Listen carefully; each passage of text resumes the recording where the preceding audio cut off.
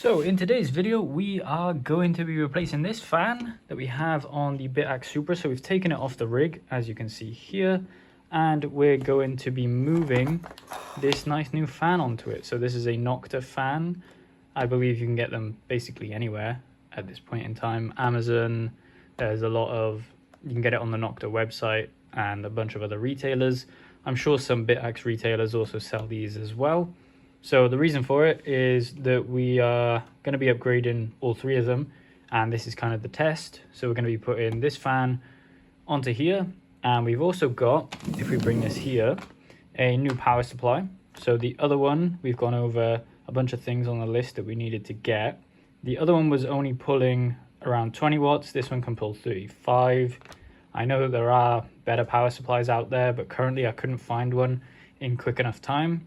And I wanted to get this set up. I will upgrade it to a proper power supply that everyone's using. I know the ones, but previously we had this power supply. So it is 5 volts, 50 to 60, and then 100 to 240, and it can pull up to 20 watts. I believe that was the specification. So for the Supra, it was easy to pull up to 20 watts because they only pull around 15 with full overclocks.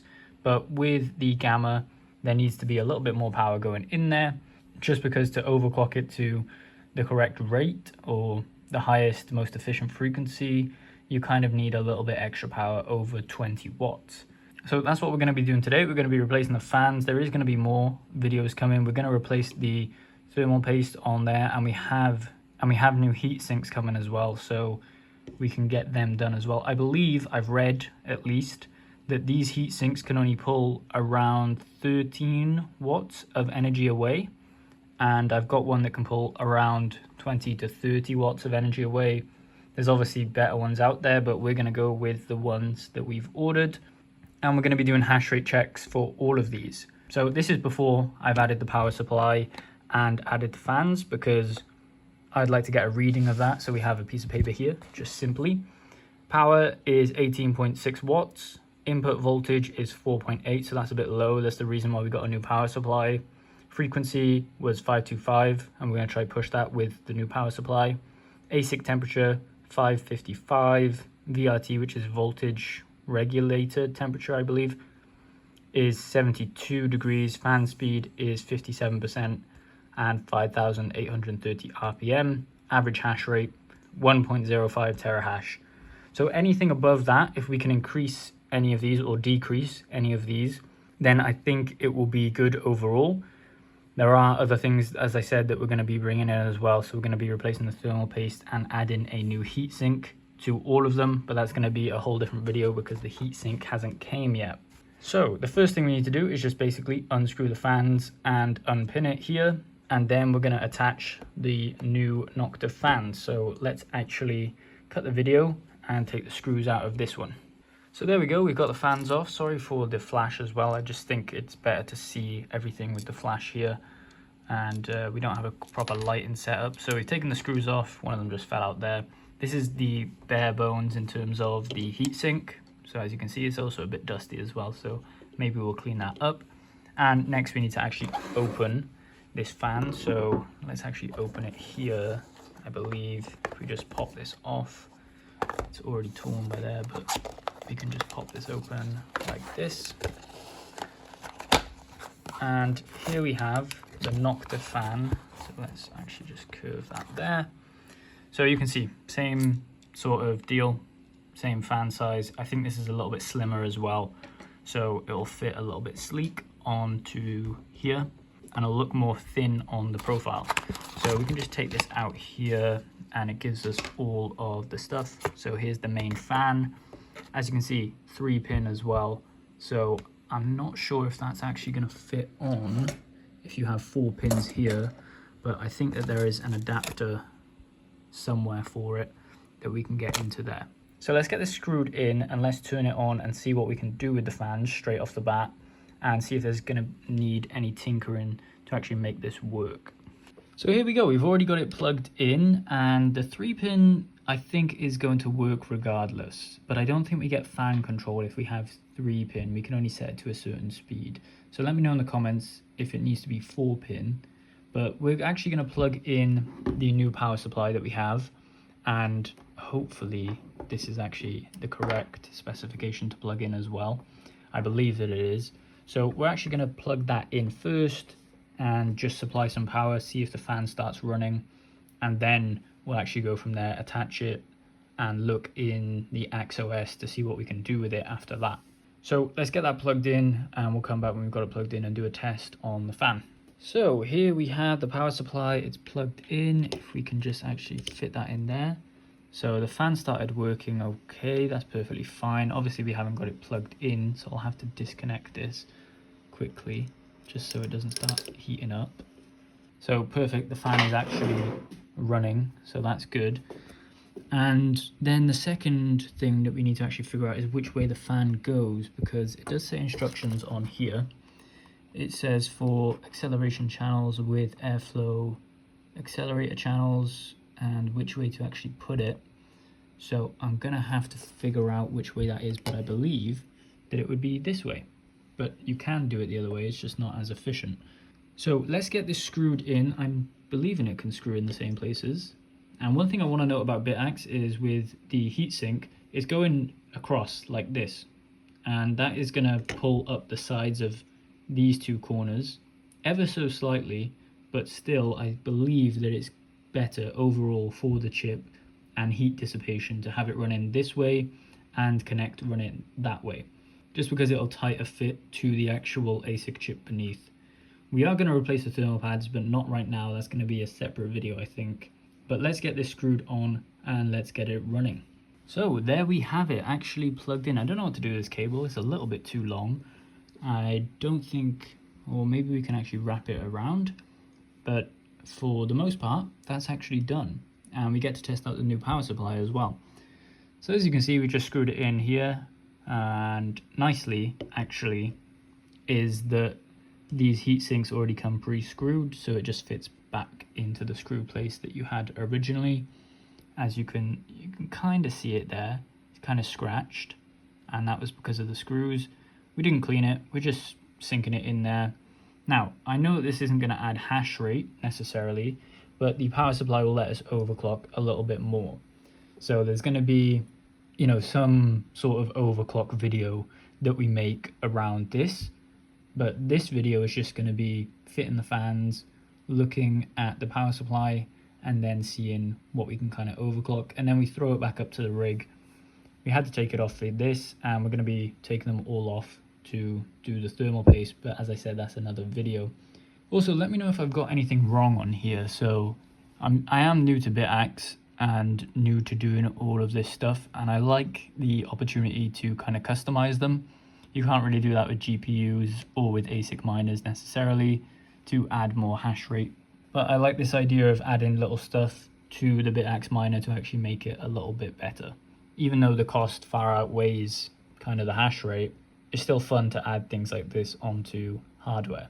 The only thing I can think of to do with GPUs would be maybe like a copper shiv or shim that went into, I think it was the 3060s. But with this, there's a lot more customization, as you can see, kind of all out there in the Bitaxe community.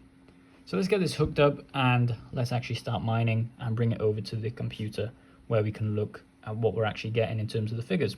So a quick little intermission before we head into looking at all the stats that we got from the new power supply and the new fan. I just want to give a shout out to this Discord. It's called Mindshare, and I mentioned it in the last video. I'll leave a link for it in the description. I'm not really affiliated, I haven't set it up myself. Somebody actually came to me and said that they set it up. And it's basically a place where you can share hash rate for small solo miners. So I'm hoping that this grows over time. As I put in there, I've got 2.2 terahash. If anyone needs some more hash rate pointed towards their wallet, just let me know the pool and the coin.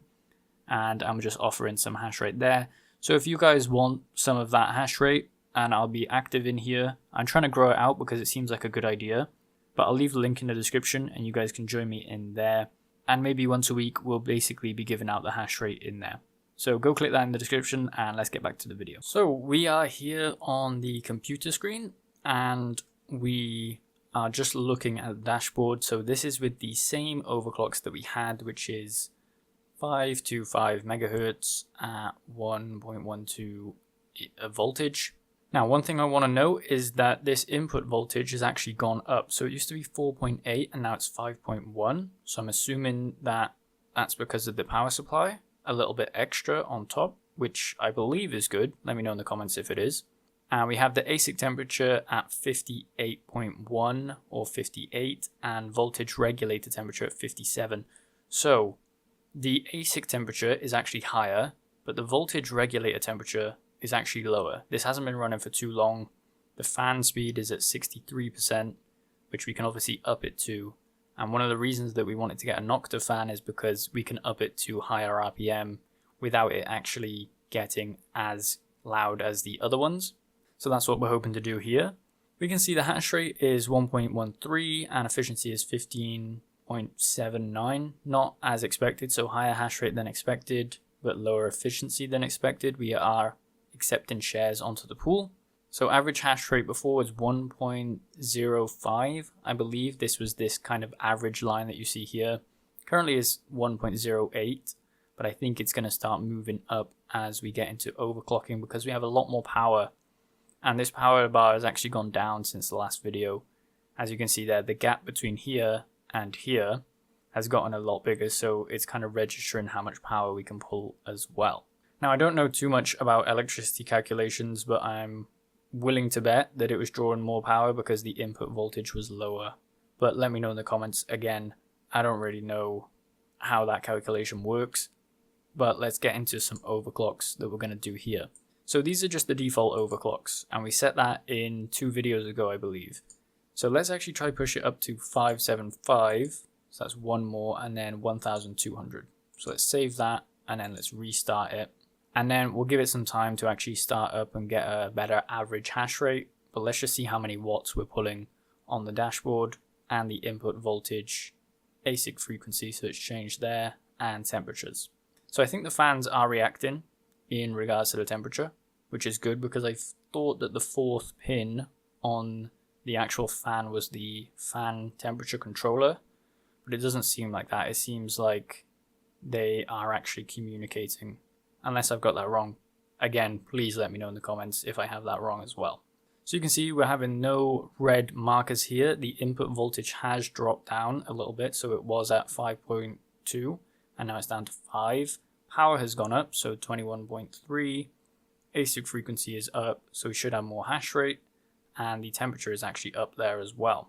So to just avoid that, I'm going to automatically set the fan control to 100%, and we're going to save and restart just to ensure that we don't burn out the chip. We're obviously going to get other things as well in terms of the heat dissipation, where we're going to get new heat sinks that can actually dissipate more heat so we can overclock more. So with this, it's kind of about cooling the ASIC chip to as cool as you possibly can whilst upping the overclocks basically. Because the cooler is, the more efficient it can be and the higher the hash rate can run at for this ASIC. So we have got it at 100% right here and it's still at 66.4, so I think that that's kind of a little bit too high. Maybe to do with the fan being the wrong way, I'm not quite sure. I don't think it is the wrong way because I'm looking at it now and it seems like that should go on the back and the outer shell should be on the front, but it looks to be good right now. We're still sitting very hot on the temperatures, so I'm willing to bet that the heatsink can't handle it as much. So we're pulling around 22.7 watts there, 5 on the voltage, ASIC frequency is good. This temperature is a little too high for my liking, so we are going to bring it back down. But the hash rate is good, 1.43. I'm sure it'll kind of average out to a little bit lower. But currently the efficiency in the hash rate is pretty good on this just from fixing the power supply. I don't necessarily know, so let's just restart because it is too hot right there. And I believe that is to do with the heatsink, so I need this to restart so we can actually go into the settings and edit it. So let's refresh this. So let's take this down to 550 and let's just see if we can restart on the default. Let's inspect the element as we learned in the last video. If you inspect it, you can go up or down. So let's bring it up to 1175, click save and restart again. I don't know how many times you're allowed to restart it. I don't think there's any rule necessarily, but that should give us kind of a better temperature because that was overheating a little bit too much. So definitely the power supply has helped because we're getting better power draw to the input voltage that we're seeing. The ASIC temperature, I'm not really sure that is too good, and I know we definitely need new heat sinks for this if we're going to continue in terms of overclocking higher for this Bitaxe Gamma. So it still seems to be creeping up, 61.3, but if it can stay around this range, then that would be very good because we can still run it at this range. It's currently sitting on a stand as well, so that doesn't make it much better. But we could do some kind of tweaking to the back of it by adding some heat sinks, just stick them on. Hash rate, we're looking at 1.18 terahash, pulling around 20 watts. The efficiency is actually alright currently. I'm actually going to take it out of the case and put it onto the rig. I just want to see what temperature the other Bitaxes are at. So this, I believe, is the Supra, and that's sitting at 48. So that's kind of a comfortable temperature. We haven't really done too much overclocks for that. The power supply is still holding on right there, 5.2, so we have a little bit of room to work with, I believe. So that's sitting around 49, but 63, 64, 65, that's way too high in my opinion. I'd like it to be in the 60 to 50 range. You know, just creeping above 60 is fine for me. But our average hash rate is about 1.12 or 1.13, and that's a bit of an increase. We are currently sitting at 1.05, so we've added about 0.05 terahash on top. Efficiency, I believe that's actually better, but it looks to be stable at this kind of hash rate. I don't think we've added too much just by fixing the power supply, but it's always good to fix the power supply so we can overclock in the future. I don't think I've hit any blocks for Digibyte, so we have 11,990 shares submitting to Digibyte, and this is on the Supra. But the best since system boot is 23.7 million, and I think the difficulty on Digibyte is around 700 million, but we have hit above that before. So it is possible to hit a block of Digibyte there. So this looks good, but it is still creeping up, so we might have to just stick it back down to the regular overclocks and await for the heatsink to actually come in. I think the heatsink is going to be the major factor in overclocking currently, and the replacing of the thermal paste, getting a better grip onto the ASIC is going to be very key as well. So I hope you guys enjoyed the video. Let me know in the comments if I've got anything wrong or how to improve this going forward. All the things we mentioned, plus other things that I might not have thought of. And just let me know down there. Make sure you like the video and subscribe for more content like this.